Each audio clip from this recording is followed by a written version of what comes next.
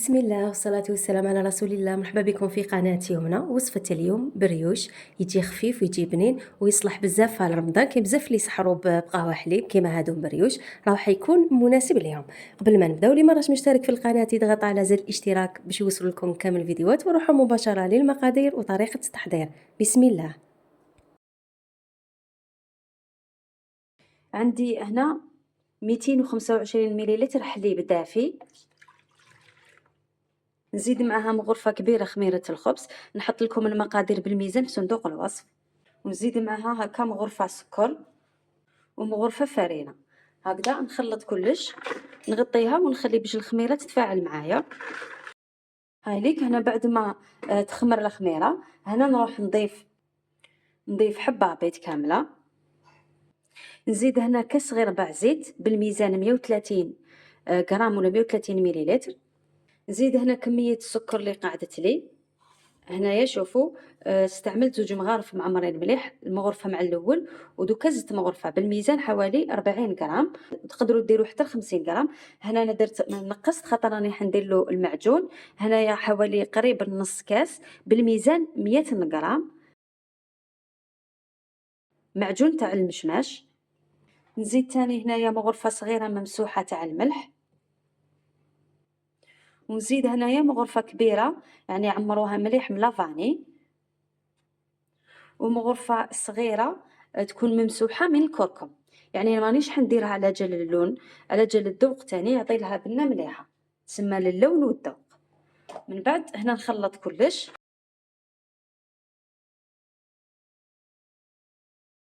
هكا دوكا نبدا نضيفو الفرينة.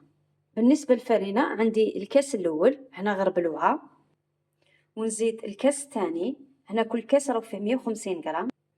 ونزيد هنا الكاس الثالث، ونزيد معاها تاني كيس خميرة الحلوى وزن 10 غرام. هكذا نضيف كامل المكونات دوكا نخلط.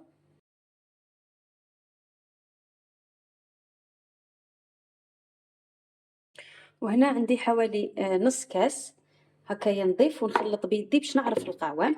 هنا العجينه لازم تكون تلصق، يعني ما لازمش تنشفوها كامل باش البريوش تاعكم يجي خفيف. يعني انا ملفات تحكم لي الفرينه بين 500 حتى ل 520 غرام.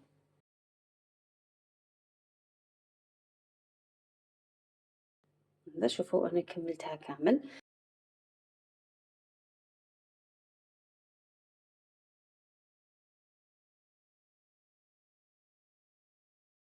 هاي ليك هنايا شوفوا القوام تاع العجينه، يعني تجي تتلاصق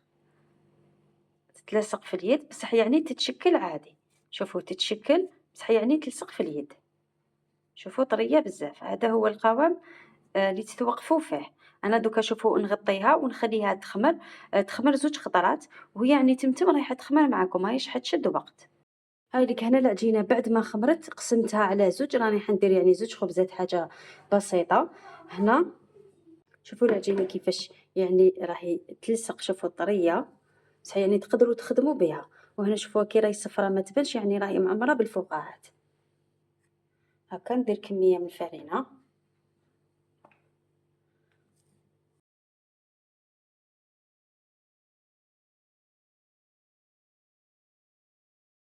هاوليك هنا البريوش بعد ما شكلته ودهنته، درت صافا البيض مع لافاني والحليب، خلطتهم مليح ودهنت بهم كامل السطح تاع البريوش. هنايا السر ديالو لازم تشوفوا يعني تشعلوا الفرن يكون سخون مليح.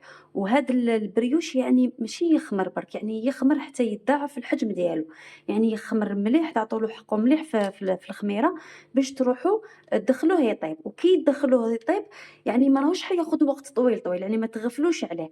والطياب ديالو يعني كي ترفدوا الحبه يعني تكون خدات لون فاتح. وكان طيبوها بزاف يعني ما راهوش حيجي خفيف بزاف.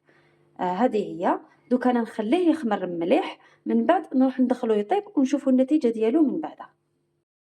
وهذه هي النتيجة النهائية ديالو. انا شوفوا درت يعني 2 خبزات على جهه. انتو تحبوا ديروا يعني قطع فرديه يكونوا صغار، لكم الاختيار. دوك نقسم معاكم وتشوفوا الداخل كيفاش يجي بزاف خفيف ويجي بنين.